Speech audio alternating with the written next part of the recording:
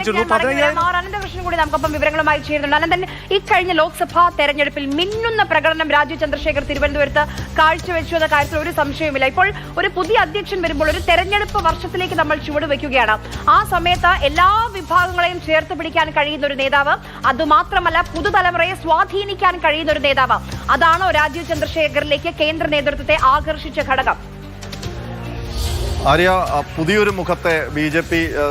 സംസ്ഥാന നേതൃത്വത്തെ അല്ലെങ്കിൽ സംസ്ഥാനത്തെ ബി.ജെ.പിയെ നയിക്കാൻ വേണ്ടി കേന്ദ്ര നേതൃത്വം തയ്യാറായിരിക്കുകയാണ് പുതിയൊരു പരീക്ഷണത്തിന് കൂടി. നേരത്തെ നമുക്കറിയാം ഗ്രൂപ്പ് തർക്കങ്ങളുമൊക്കെ ബി.ജെ.പിയെ സംഘടനാ സംവിധാനത്തിൽ പിന്നോട്ട് വലിച്ചൊരു സാഹചര്യം ഉണ്ടായിരുന്നു. അതിനപ്പുറം എല്ലാവർക്കും അല്ലെങ്കിൽ എല്ലാവരിലും സമവായം ഉണ്ടാക്കുന്ന ഒരു പേര്, ആ പേരിലേക്കാണ് ഇപ്പോൾ ബി.ജെ.പി. കേന്ദ്ര നേതൃത്വം എത്തിയിരിക്കുന്നത്.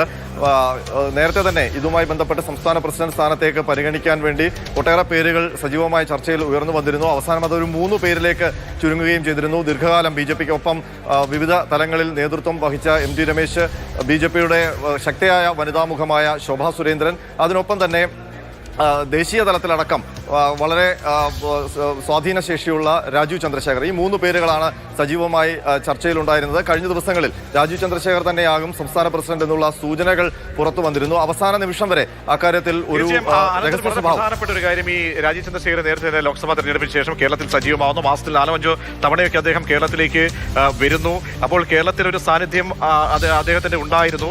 അപ്പോൾ അദ്ദേഹത്തിലൂടെ, കാരണം യുവ ജനതയെ, കാരണം തെരഞ്ഞെടുപ്പുമായി ബന്ധപ്പെട്ട ലോക്സഭാ തെരഞ്ഞെടുപ്പിൽ വരുമ്പോൾ യുവാക്കളെ ഏറ്റവും കൂടുതൽ ആകർഷിച്ച് യുവാക്കളുടെ വോട്ട് സമാഹരിക്കാൻ കഴിഞ്ഞു എന്ന വിലയിരുത്തൽ ബി.ജെ.പിക്ക് ഉണ്ടായി. അങ്ങനെ നേടിക്കൊടുത്ത ഒരു വ്യക്തിയാണ്. കേവലം 15,000 വോട്ടിന്റെ മാത്രം പരാജയം ഏറ്റുവാങ്ങി, അത് ശശി തരൂരിനെ പോലെയുള്ള വളരെ പ്രധാനപ്പെട്ട ഒരു സ്ഥാനാർത്ഥിക്കെതിരെ പോരിനിറങ്ങിയ വ്യക്തിയാണ്. അപ്പോൾ അദ്ദേഹത്തിന്റെ ഒരു ഈ പോസിറ്റീവ് ഫാക്ടേഴ്സ്, യുവാക്കളുടെ ഇടയിലുള്ള സ്വാധീനം, അതൊക്കെ ബി.ജെ.പിക്ക് എത്രത്തോളം ഗുണകരമാകും എന്നതൊക്കെ ചിന്തിച്ചു കൊണ്ടായിരിക്കാം അദ്ദേഹത്തെ ഇനി ഫീൽഡിലേക്ക് ഇറക്കാൻ പോകുന്നത്, ബി.ജെ.പിയുടെ താക്കോൽ സ്ഥാനം നൽകാൻ പോകുന്നത്. പ്രജീഷ്, ഇനി ബി.ജെ.പിയെ സംബന്ധിച്ച് കേരളം ഒരു പ്രധാന സംസ്ഥാനമാണ്. കാരണം ഇവിടെ പ്രധാനമായും കൂടുതൽ തെരഞ്ഞെടുപ്പ് വിജയങ്ങൾ സാധ്യമാക്കുക, പ്രത്യേകിച്ച് വരാൻ പോകുന്ന തദ്ദേശ സ്വയംഭരണ തെരഞ്ഞെടുപ്പ്, ആ തെരഞ്ഞെടുപ്പിൽ ഏറ്റവും പ്രതീക്ഷയോടെ ബി.ജെ.പി നോക്കിക്കാണുന്നത് തിരുവനന്തപുരം കോർപ്പറേഷനും തൃശ്ശൂർ കോർപ്പറേഷനുമാണ്. അതുകൂടാതെ ഗ്രാമപഞ്ചായത്ത് തലത്തിൽ ഒരുപാട് വലിയ വിജയങ്ങൾ ബി.ജെ.പി പ്രതീക്ഷിക്കുകയും ചെയ്യുന്നുണ്ട്.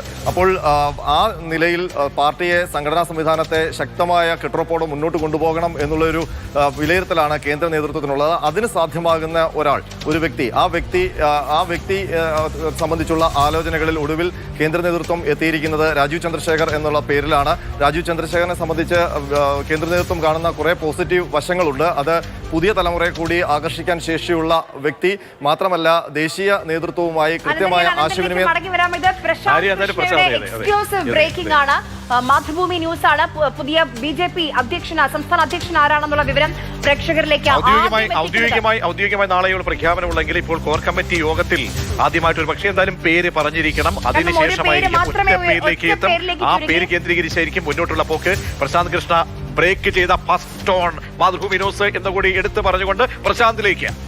പ്രശാന്ത്, ഇപ്പം ലോക്സഭാ തെരഞ്ഞെടുപ്പിൽ കഴിഞ്ഞതിനു ശേഷം എക്സിൽ, സമൂഹ മാധ്യമമായ എക്സിൽ രാജീവ് ചന്ദ്രശേഖർ ഒരു പോസ്റ്റ് ഇട്ടിരുന്നു. ഞാൻ സജീവ രാഷ്ട്രീയ പ്രവർത്തനം നിർത്തുകയാണ്. അത് 3ാം മോദി സർക്കാരിന്റെ സത്യപ്രതിജ്ഞയ്ക്ക് തൊട്ട് മുൻപെയാണ് ആ പോസ്റ്റ് വന്നത്. പക്ഷേ അത് കഴിഞ്ഞ് പ്രധാനമന്ത്രി നരേന്ദ്രമോദി അടക്കം ഇടപെട്ട് കേരളം കേന്ദ്രീകരിച്ച്, പ്രത്യേകിച്ച് തിരുവനന്തപുരം കേന്ദ്രീകരിച്ച് പ്രവർത്തിക്കണമെന്ന നിർദ്ദേശം അദ്ദേഹത്തിന് നൽകുന്നു. തിരുവനന്തപുരം നഗരത്തിൽ അദ്ദേഹം സ്വന്തം വീട് വാങ്ങുന്നു. ഇവിടെ മാസത്തിൽ 5-6 ദിവസം ഇവിടെ ചെലവഴിക്കുന്നു. പ്രവർത്തകരെ കാണുന്നു,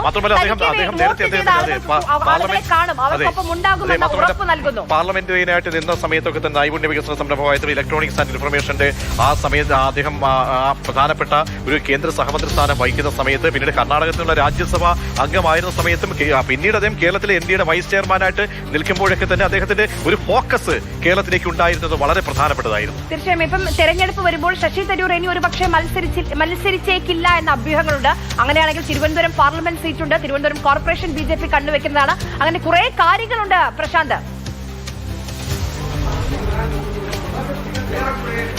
തീർച്ചയായും ആര്യ, ഈ ഘട്ടത്തിൽ നമുക്ക് അതായത് അതിലേക്ക് കടക്കും മുമ്പ് ഇപ്പോൾ ആദ്യം തന്നെ അദ്ദേഹത്തിന്റെ പേര് നിർദ്ദേശിച്ചു.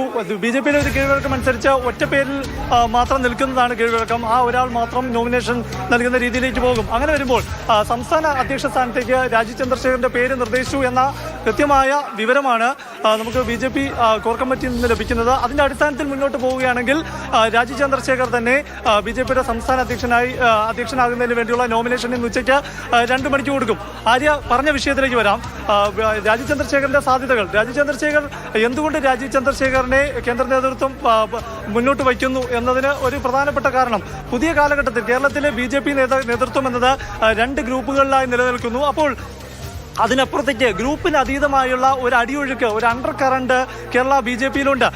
ഗ്രൂപ്പിനപ്പുറത്തേക്ക് പ്രസ്ഥാനത്തിനാണ് പ്രാധാന്യം എന്ന് കരുതുന്ന ഒരു വലിയ വിഭാഗം നേതാക്കൾ 2 ഗ്രൂപ്പുകളിലായി സജീവമല്ലാതെ നിൽക്കുമ്പോഴും അവർക്കുണ്ട്. അങ്ങനെയുള്ളവരുടെ പിന്തുണ രാജീവ് ചന്ദ്രശേഖരനാണ്.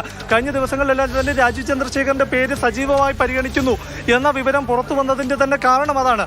അതായത് രാജീവ് ചന്ദ്രശേഖർ ഒരു രാഷ്ട്രീയം എന്നതിനപ്പുറം താഴെത്തട്ടിൽ രാഷ്ട്രീയത്തിൽ പ്രവർത്തിച്ചുള്ള പരിചയം എന്നതിനപ്പുറത്തേക്ക് കേരളത്തിൽ എല്ലാ വിഭാഗം ജനങ്ങളെ അല്ലെങ്കിൽ കേരള സമൂഹത്തിന് അല്ലെങ്കിൽ കേരള രാഷ്ട്രീയത്തിന് ഇപ്പം വേണ്ടത് BJP-ക്ക് ഒരു പുതിയ മുഖമാണ് എന്നതിന്റെ തിരിച്ചറിവിൽ കൂടുതലായി ഇറങ്ങിച്ചെല്ലുക. അതാണ് BJP-യെ സംബന്ധിച്ചോളം ഒരു യുവാക്കളുടെ ഒരു ഹരമായി മാറാൻ രാജീവ് ചന്ദ്രശേഖരന് കഴിയും. അദ്ദേഹം ഈ തെരഞ്ഞെടുപ്പ് ഘട്ടത്തിൽ അദ്ദേഹം കേരളത്തിലേക്ക്, തിരുവനന്തപുരത്തേക്ക്, തലസ്ഥാനത്തേക്ക് വരുമ്പോഴൊക്കെ തന്നെ ആ യുവനിര പല ക്യാമ്പസുകളിലേക്കും ഈ പറയുന്ന നമ്മുടെ ഈ തിരുവനന്തപുരം കേന്ദ്ര ടെക്നോ പാർക്കിലൊക്കെ അദ്ദേഹത്തിന് പോകുമ്പോൾ വലിയൊരു വേവാണ് അവിടെ കണ്ടത്. അപ്പോൾ ഇതൊക്കെ ദേശീയ നേതൃത്വം ഒരുപക്ഷെ ശ്രദ്ധയിൽപ്പെട്ടിട്ടുണ്ടാകാം. മുതിർന്ന നേതാക്കളുമായി നടത്തിയ ആശയവിനിമയം, RSS നേതാക്കളുമായി നടത്തിയ ആശയവിനിമയം, അവിടെയൊക്കെ തന്നെ ഒരു കൂടുതൽ പോസിറ്റീവായിട്ട് രാജീവ് ചന്ദ്രശേഖരന്റെ പേരായിരിക്കണം അങ്ങനെയെങ്കിൽ പരിഗണനയ്ക്ക് വന്നിരിക്കുക, അല്ലേ? തീർച്ചയായും കേന്ദ്ര നേതൃത്വം അക്കാര്യങ്ങൾ പരിശോധിച്ച് തന്നെയാകണം. കാരണം കേരളത്തിൽ കഴിഞ്ഞ കാലങ്ങളിലെല്ലാം തന്നെ ഗ്രൂപ്പിന്റെ അടിസ്ഥാനത്തിലുള്ള വീതം വയ്ക്കൽ അല്ലെങ്കിൽ അധ്യക്ഷനെ നിർണ്ണയിക്കൽ എന്ന ഘട്ടത്തിലേക്ക് പോയിരുന്നു. അതിന്റെ നേട്ടം എത്രത്തോളമാണ് എന്നത് തീർച്ചയായും വളരെ പ്രധാനപ്പെട്ട ഈ വാർത്ത കേരളത്തെ ആദ്യം അറിയിച്ചിരിക്കുന്നത് മാതൃഭൂമി ന്യൂസ് ആണ്. പ്രശാന്തിന്റെ ബ്രേക്കിംഗ് ആയിരുന്നു ഈ നിമിഷം നമ്മൾ കണ്ടത്.